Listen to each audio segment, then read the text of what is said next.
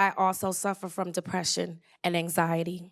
And if you're a human living in today's world, I don't know how you're not. Taraji P Henson sees the world how a lot of us who are empathetic and who want to help people that struggle with mental health, how we kind of see it. Where you're looking at people who genuinely could live an amazing life, but they're really struggling with something and they just don't have access to resources. Whatever work I'm doing is hopefully to inspire the generation coming behind me to help make their journey a little easier. Watching somebody who has been in the same shoes that you have been in take those and run to a whole different height and to a whole different level is extremely inspiring. Actor, author, singer, and also mental health advocate. Here's how Taraji P Henson's work in the mental health space is inspiring a new generation. Taraji P Henson is an award-winning actress. She is also a Howard University alumni, and thankfully she is an amazing woman that has put a lot of effort and focus into mental health awareness. Miana Bryant is the creator of The Mental Elephant, an organization dedicated to providing mental health resources and access to treatment for those in need. Taraji P Henson has done a lot for the Black community, specifically by starting the Henson Foundation, which provides resources, and it provides a website that you're able to visit that can take you to a relatively close or an African American therapist that is within your area. Henson founded the Boris Lawrence Henson Foundation, an advocacy group for Black mental health, in 2018. The group provides access to culturally competent therapists and mental health information, and seeks to dismantle the stigma surrounding mental health. A lot of people who are in the mental health field love to talk about resources. However, they don't actually provide you with options, or they tell you resources, but your insurance doesn't cover it. So I love that instead of suggesting things, she just pushed and offered exactly what was needed in the community at the perfect time. The foundation was named after Henson's father, who lived with mental health challenges. She was inspired to take action after having difficulties finding therapists for her and her son. When it came time for us to look for someone culturally competent, doesn't mean you have to be African American, but you certainly have to understand my struggle if you're gonna help me with my struggle. It was like looking for a purple unicorn.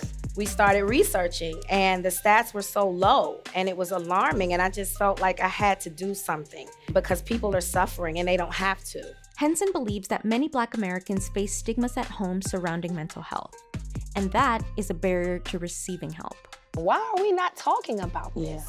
You know, it's not a bad thing. In my opinion, the top stigma is lack of information.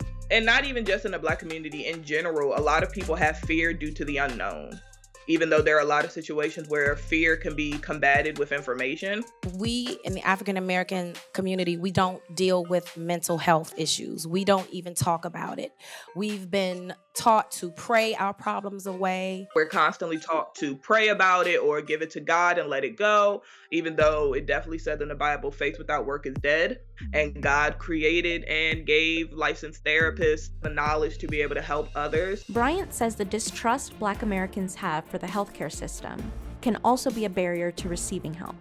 African Americans have a history of being mistreated in the healthcare system, being misdiagnosed, being overlooked. We definitely have a fear or a disdain for the healthcare system. So I know a lot of people in the African American community who do not trust doctors in any capacity until they have to. So I definitely think that heavily plays into the stigma, which is what people like me and Taraji P Henson are heavily trying to push to kind of get that conversation going, get that information out there, let people know like, hey, resources are available. It's okay. My proper mental health journey began once I got to college. I had moved away from home.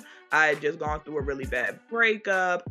I wasn't having the best relationship with my parents at the time. So my depression really kind of went into a full override. Bryant was eventually diagnosed with major depressive disorder and general anxiety disorder. Along with therapy and medication, she found support through check-ins with her friends. This turned into weekly in-person meetups, and then an organization on their college campus. The mission of the Mental Elephant is to provide awareness of mental health issues, to spread information of mental illnesses throughout the community, and to provide resources for those who may be battling mental health issues. I definitely try to hold a lot of events specifically for people of color, specifically for minorities, and specifically for marginalized populations. So women, children that have autism, children in general, the African American community. Our goal is definitely to push information into communities and into spaces where mental health is not even looked at correctly.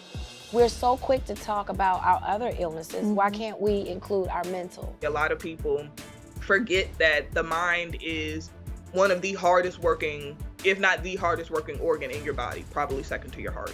So it's okay for it to have problems. It's okay for your mind to mess up. It's okay for your mind to make mistakes. There is no break for your mind. Your mind is running 24/7 so you can breathe, eat, function.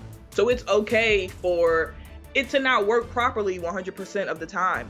It's just better for you to have the coping skills, the understanding, and the background information to know when that happens, what to do, who to call. I think the number one thing I'd ever say to Taraji P Henson is thank you. Thank you for opening up a lane for mental health in Hollywood.